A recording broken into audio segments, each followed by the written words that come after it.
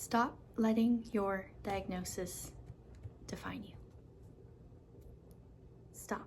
I have ADHD and possible other issues that are unknown.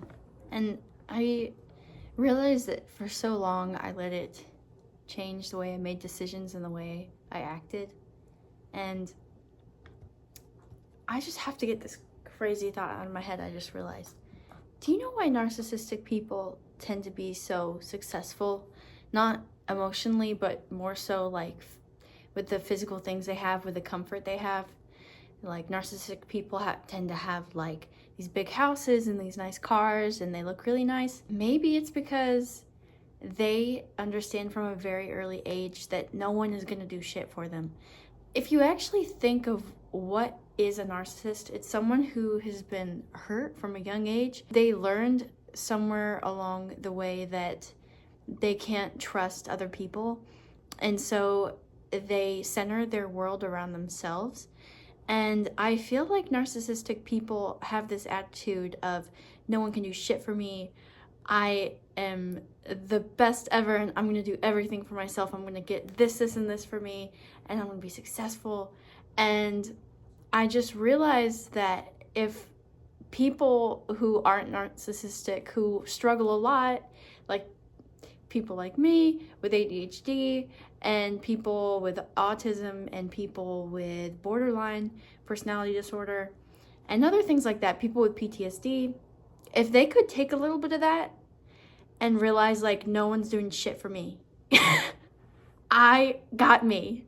If we could just like channel some of that energy, I feel like we wouldn't make such bad decisions, because we make some bad decisions, okay? I think that is such an interesting thought. I had to get on here and share that. No one's doing shit for you. I mean, there are so many times where I'm stressing out and I'm like, it's okay. Something's gonna happen and I'm gonna feel so much better. No, baby, no one's doing shit for you. You gotta make it work if you want to be comfortable in this life. And I don't know about you, but I want to be comfortable. And I'm not giving you a whole capitalistic spiel, okay? It's not about like this big glamorous like American success, balling, money, popping bottles. I don't give a shit about that, and I know a lot of you people don't either. Like, I personally just want like a little bit of land, a little bit of money, some goats, some chickens, happiness, no matter what it is, no matter how small it is. Sorry. My idea of success, I guess, is kind of small to a lot of people, but I think it's valuable. My idea of success is like comfortable and peace and a little bit of money stored away so I don't freak out all the time. Anyways, if you want success, you have to stop making bad decisions. And I know what you're saying. Oh, what do you mean? I can't stop making bad decisions. I'm mentally ill.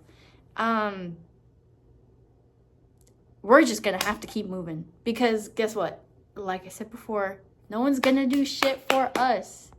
We have to keep it moving. We have to avoid bad decisions. We have to avoid flipping out. We have to try our best to keep it together. And we have to do it in a way that's not soulless and capitalistic. We can't become a baller. You don't want to do that. You just have to be grounded.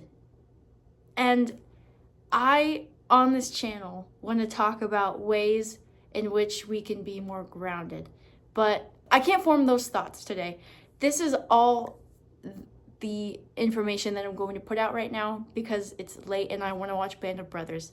But you have to stop making bad decisions. You have to stop letting yourself make bad decisions because you have a mental illness and say, it's okay, I did this crazy thing, but stop. You have to grow up. You have to guarantee your success. I'm not talking about the capitalistic, the crazy success. I'm talking about the cottagecore, happy, peaceful success. You have to guarantee your success in the future with the decisions you make in the present.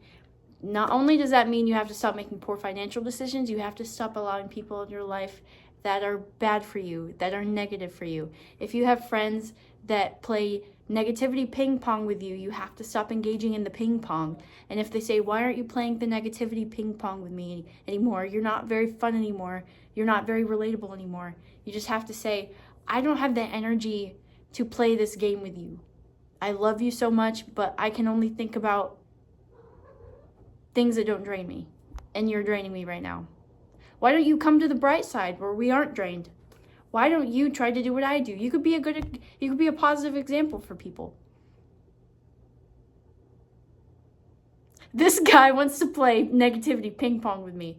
Look at his face. He is so negative. I gotta go.